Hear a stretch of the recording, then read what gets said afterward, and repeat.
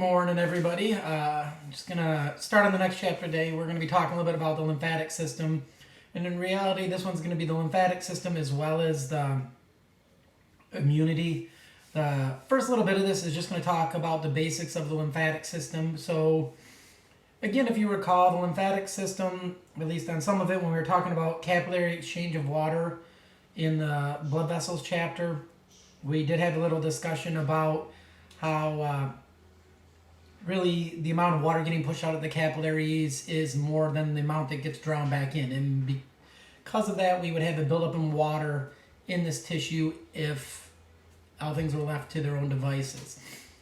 So what this really means is, in order to avoid having systemic edema immediately with the cardiovascular system, we needed a way to take that excess tissue fluid and return it back to the bloodstream.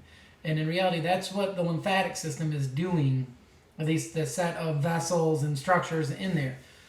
One of the other things that it's doing along the way with this is, again, if you're going to have an infection, let's say I was working on my gutters, have a little scratch on my hand here. If this was to get infected, you're going to have foreign materials in that tissue fluid. And that tissue fluid, if it's getting returned to the bloodstream, any organism that was in it could be an issue.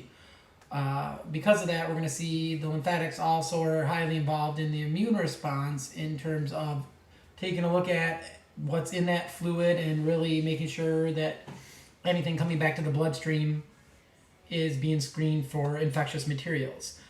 Again, the main reason on that being, if it was to get back in the body, into the bloodstream, blood goes everywhere in the body, so something that was maybe a localized infection by getting back in the bloodstream can become a systemic infection, so it makes sense to actually screen it as these go. Lymphatic system is going to include, the set of lymph nodes, the vessels that are all connected that are returning that stuff back to the bloodstream. The other thing is we have some specialized lymphatic tissue that are these lymphatic organs that have a large number of lymphocytes in them. They're primary lymphatic organs here. Things like tonsils, the spleen that are going to be screening, let's, for example, things that you're ingesting or things that are traveling in your blood in the case of the spleen. A lot of times, if there's an infection going on, you'll get an enlargement of these lymphatic structures. And again, housing a lot of these lymphocytes, those blood cells that are going to be involved in specific immune response. And again, the whole purpose of these vessels is then to take this fluid, which once it's in a lymphatic vessel, it's called lymph. If it's in between the cells, interstitial fluid. Once it's in the lymph vessel, we call it lymph, but it's basically still just that interstitial fluid or kind of external tissue fluid. So this shows you some examples of some of these other organs that we'll talk about in the second show of this one here. So you can see the different tonsils associated with the oral cavity. You can see throughout the body you have a large number of lymph nodes, so around the heart, the axillary region, the inguinal region, all throughout the body. And again, a lot of this is screening those fluids that are coming back, and we'll look at lymph nodes and their structure in the second show of this. Spleen's the largest lymphatic organ, biggest primary lymphatic organ in the body. Is one of those organs that you can actually live without. If you have to, for some reason, have your spleen removed, you can live without it. It does put you at a greater risk for a systemic infection, but you can survive without it. If you remember when we were looking at the cats before we left campus here, it was the one that looked somewhat like a tongue going across the body. Starts on the left side of the body and kind of comes towards the center. So what is lymph? Lymph, again, like I said, is that excess fluid that gets pushed out from the capillaries into those interstitial spaces and doesn't get reabsorbed into the capillaries. So as it says there, it's about 3 liters a day of this that we're generating. And again, we need to return that all to the bloodstream because we know the bloodstream is about 4 to 6 liters overall blood volume. If we aren't returning that very quickly, we would run out of blood volume. Like I said, it's going to be a little bit of a pressure gradient that is going to generate this movement in these lymphatic capillaries, which are really one-way capillaries. They're kind of a dead end, like a cul-de-sac down in the tissues, and they're going to work their way back up to the subclavian veins near the brachiocephalic vein way up on the upper chest region. Again, once this fluid that is this interstitial fluid gets into lymphatic vessels, we term it lymph. But again, it's not much different than what would be in the tissues. It's mainly water, going to have some dissolved substances and protein in it. Outside of that, there may be other cellular debris. If you happen to have an infection in that area of the tissue, that may be in there. Same thing if there was cancer cells. A lot of times this is going to be one of the first places they end up is in the lymphatics. What we're going to see is we start at these lymphatic capillaries. They are what are down in the tissues mixed in with the actual blood capillaries. These are kind of dead end. They start there, and it's going to be flow back to the bloodstream up, like I said, the subclavian veins up near the upper chest. Again, definitely much leakier. We don't see these in areas where there's not good blood supply. It's just like we don't see blood vessels in those areas. Again, usually larger diameter. As we get into the larger lymphatic vessels, they tend to start looking a lot like not capillaries. Tend to start looking a lot more like veins with those one-way valves. And again, a lot how lymphatics is going to move through the body. It's very similar to the venous return with the one-way valves, muscle contraction, and breathing. Again, these are not particularly well put together when it comes to these capillaries. They are definitely less continuous than a capillary. We have overlapping endothelial cells with no basement membrane. Pretty much allows fluid to work their way into them pretty easily. Held in place to other structures by different anchoring filaments, and we're going to see that there are some specialized lymphatic capillaries in the GI tract that are called lacteals, and these are, as we get to this, we'll see it. There's these little finger-like structures in the intestines called villi. You have a lacteal that's going up the center of each one of these little finger-like structures that, again, involved in absorption of lipids from the digestive tract. So this picture here is showing you kind of the openness of the capillaries over on the right side of this figure. You can see how there's some flaps that allow fluid to enter in pretty easily. The other thing you're going to see is it with on the left side here intermixed with that capillary bed, and we know we're pushing extra fluid out there that's not getting reabsorbed. These capillaries are kind of working their way into that and are going to pick up that fluid and help return it back to the bloodstream. What moves this stuff around is because that fluid's continually getting pushed into that interstitial space, there is going to be a little bit of hydrostatic pressure, and the pressure is going to be lower in those lymphatic capillaries as long as there's no blockage.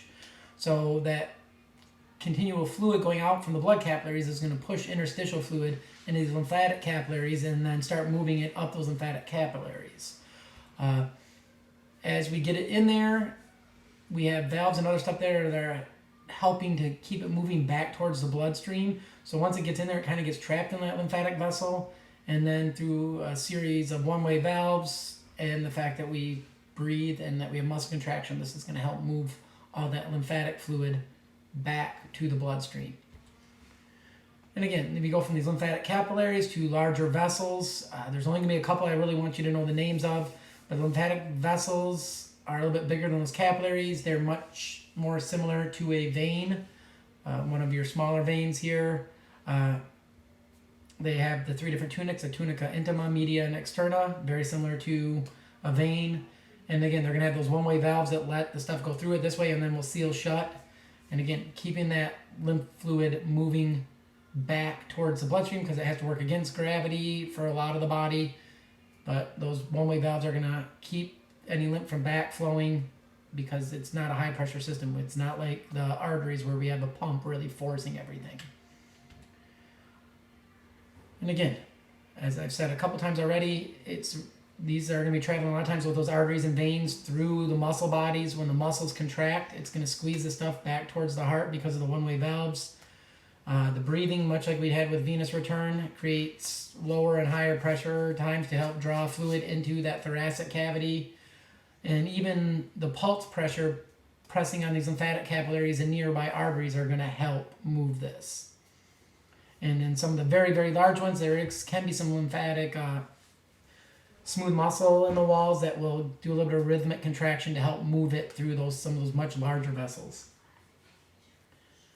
We're going to see that there is on a lot of these vessels lymph nodes connected to them. These lymph nodes are, again, screening that fluid. We'll talk about lymph nodes in the second discussion on just the lymphatic system. But what we're going to see is these lymphatic vessels will drain into these much larger trunks, which you can see there is a number of these. These, again, are ones that I'm probably not going to ask you to know specifically where they drain, but you can see the jugular trunks draining from the head and neck, subclavian going from the upper limbs, bronchial mediastinal, thoracic structures, intestinal, abdominal structures, lumbar, kind of the lower limbs beneath that. All these trunks are then going to move into the two main lymphatic ducts, and these are ones that I do want you to know. So these are the largest lymphatic vessels. These are going to be the ones that drain back into the bloodstream.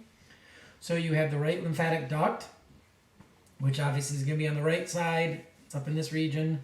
We'll see that this is kind of one of those interesting ones in that a lot of our structures, with the fact that we're bilaterally symmetrical, so if you put a line in the middle of the face, we have similar structures on both sides. This is one of those cases where the lymphatic system is not a mirror image across the center line of the body. We're going to see the thoracic duct is going to drain a lot more of the body than the right lymphatic duct, but both of these are going to put it back into the subclavian veins just above the superior vena cava. What's kind of interesting on this one is the right lymphatic duct only does the upper right quarter of the body. So the right lymphatic duct is going to be near the collarbone, the clavicle.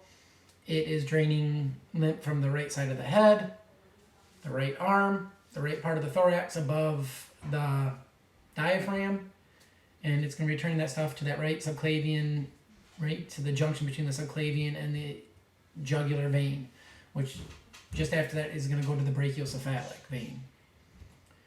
The thoracic duct, on the other hand, as you can see on this one, it's draining the other 3/4 of the body. So the whole upper left side, similar to the right lymphatic duct, but then it's also everything below the diaphragm is draining the lymphatic fluids from that one. So again, these are not mirror images where one's doing one half of the body and the other one's doing the other half. And again, these are ones that I do want you to be able to identify. I did put up a little visible body thing to have you look at these ones and instead of reading the instructions, know these structures. So you can see the thoracic duct runs near the aorta and a lot of the other stuff running along the back wall of the body. It does have this sac-like structure at the bottom called the cisterna chyli. It is where a lot of that lymph that's high in lipids is draining from the GI tract is going to kind of move back in there. Then everything after that is going to move it up those one-way valves and get it back to the bloodstream. So you can see the sac-like structure at the very bottom of the image here. It's lit up in green. And again, here's a nice cartoon version of it showing you everything here. You can see that thoracic duct moving up. You can see how it goes over to the left side and goes right in the junction just above the brachiocephalic vein, where you get that junction of the jugular and the subclavian coming back. It's going right in the middle of that. Right lymphatic duct doing the same thing on the other side again, but only draining the upper 1/4 of the body. So I will pick it up next time. We'll talk about the lymphatic organs.